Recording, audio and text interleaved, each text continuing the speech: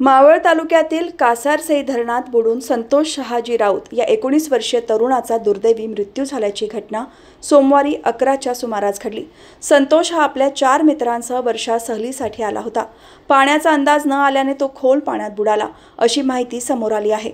मिळालेल्या माहितीनुसार संतोष राऊत हा आपल्या मित्रांसोबत कासारसई धरणावर फिरण्यासाठी आला होता।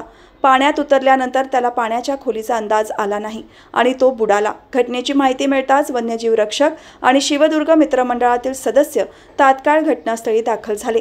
शिवदुर्ग मित्रमंडळाचे निलेश गराडे, सुनील गायकवाड, महेश मसने, राजेंद्र कडू, आकाश मोरे, अनिल आंद्रे, शुभम काकडे, विनय सावंत, अनिश गराडे, विकास दोड्डी, हर्षद काळोखे, योगेश दळवी आणि अजय हुगे यांनी शोध मोहीम राबवली। त्यांच्या प्रयत्नानंतर संतोष राऊतचा मृतदेह पाण्यातून बाहेर काढण्यात यश आले आणि तो पोलिसांच्या ताब्यात देण्यात आला।